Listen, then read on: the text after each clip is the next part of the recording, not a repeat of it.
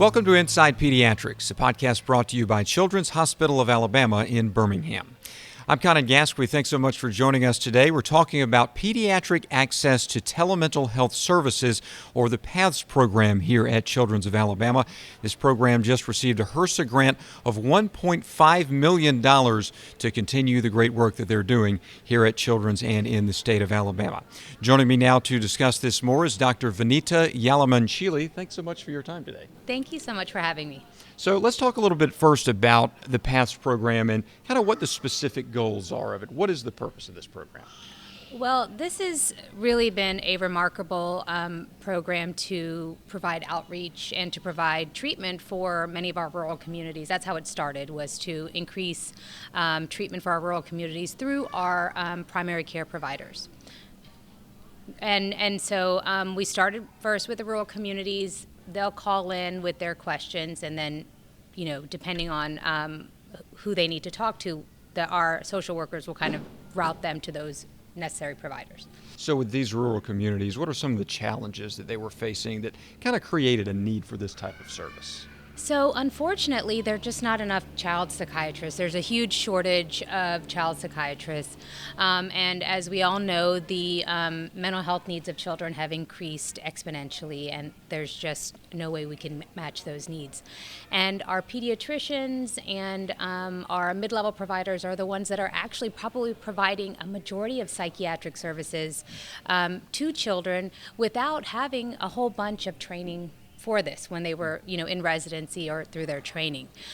So what this has actually provided is pretty quick access to a mental health provider, because typically it was taking patients 3 to 6 months to see a therapist or a psychiatrist. Wow. And also, in some of our rural communities, they are so far away from Birmingham. So they might be, traveling 2 hours for an appointment is not feasible for some parents who have kids with disabilities or transportation, financial issues. So it's great because they can come to their pediatrician's office and get those services. You talked about that 3 to 6 month waiting period. How difficult is that for a child who really needs a service pretty much immediately? It's very difficult. It's very difficult for the child. It's very difficult for the parent, as well as for the pediatrician, because the mental health needs are, they will affect them in their school performance, with their peer cohorts, like how they interact with them. So a lot of these children are in crisis. And if you have to wait 3 to 6 months, you're losing a good part of a school year, and then a lot of concerns are about safety and depression and suicidal risk. So kids can't wait 3 to 6 months to get treated for that, because they could harm themselves. So it's a huge problem. So how quickly with the PATHS program can they get the assistance they need? So we promise them that they will get a response within 24 hours. And typically they probably get a response within a couple of hours. The providers, whether they're the mid-level providers or our pediatricians, will call in and talk to our social workers and give them the preliminary information. If it's a medication question, then I'm usually the first point of contact. I'll review the information. I'll gather more information that I need, and then I will tell the provider exactly, how to prescribe the medicine and give them different options. So basically, you're providing a consult for the provider to let them know how to help this child that's in need. Yes. What are some of the other components of PATHS and the different ways that you help both the providers and the kids? So, we see children, or we hear about children from typically about 3 until 18. So sometimes the younger children don't need medications. They just need some therapy. And so the providers don't always talk to a physician. They may talk to our early development specialist, or they might talk to one of our psychologists about sleep training or behavioral management, those kinds of things. So it's not always a medication question.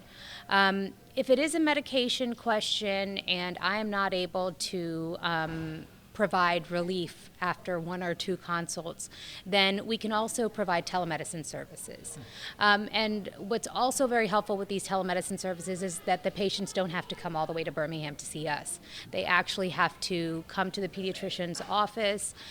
We have an iPad set up there, and our psychiatrist will see them through the iPad And then again, we'll provide recommendations for the pediatrician on how to treat those patients, and they'll come back for follow-up. So it's a really nice bridge until they can be seen by a local psychiatrist. And I know you mentioned that, for anything related to medicine, you're the expert they'll talk to, but the PATS program has a variety of different types of experts, right? Mm-hmm.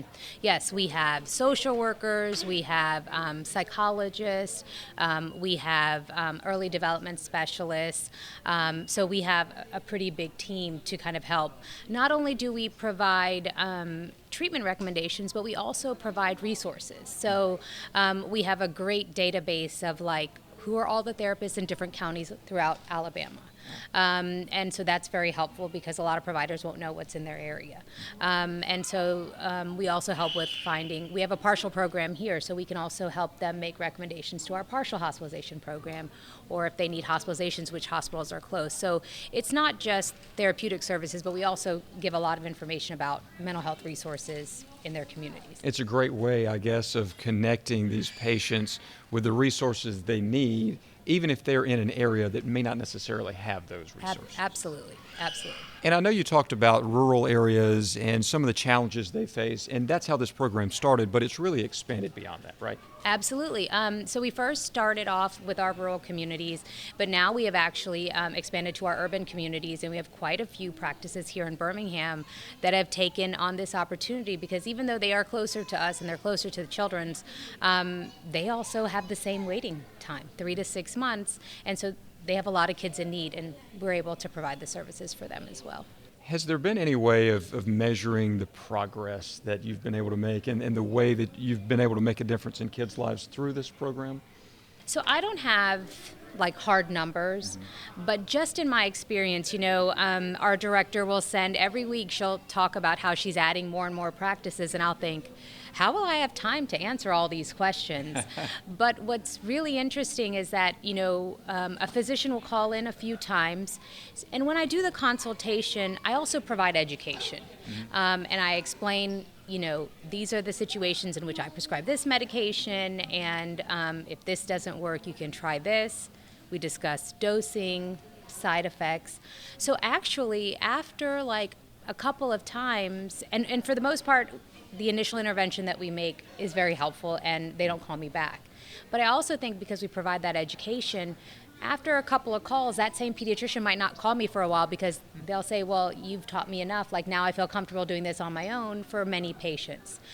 So like I said, I don't have an actual number, but it's interesting to see that even though as we add more and more practices, it's, our volumes, we have a good volume, but it's not like we can't manage it, because I think the educational part helps them help other patients who they're not calling me about. That's incredible, and I guess that's got to be rewarding for you to see the progress that they're able to make and the way that they're able to help the patients. It's actually probably one of my most favorite jobs that I do, because I am providing care very quickly to children, and the pediatricians are just so grateful for these services because, I don't want to treat an ear infection. I don't know what antibiotics to give, you know Right. what I mean? And so this is the same way as they feel much more comfortable, and supported, and that they can prescribe these medications.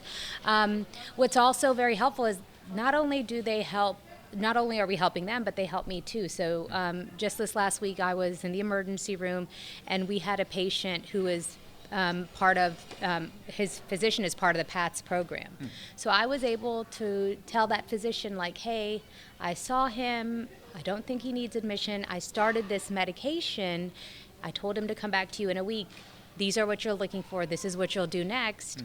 So, I didn't have to worry that I started a medication out of the emergency room and he won't be followed. Yeah. Or that he's going to wait 3 to 6 months to get that medication adjusted, because I can do that with his pediatrician, through this program. So it kind of works actually both ways. Mm-hmm. Excellent. Well, thanks for all the work that you're doing. And I know it's very rewarding work, like you said. Let's talk a little bit about the HRSA grant, $1.5 million, more than $1.5 million actually. What does that mean to this program and for the future of this program? Well, the HRSA grant helps, fund all of our employees, so all of our therapists and our physicians and our psychologists who provide the services in the PATS program. It also provides provides money for the trainings that we do. So we have something called Project Echo, where we meet with the pediatricians every 2 weeks. It's a lunch meeting. One group of pediatricians brings in a case that we discuss, and then in addition to the case that we discuss, there's also a learning piece to that particular case, and so that provides the educational resources for that.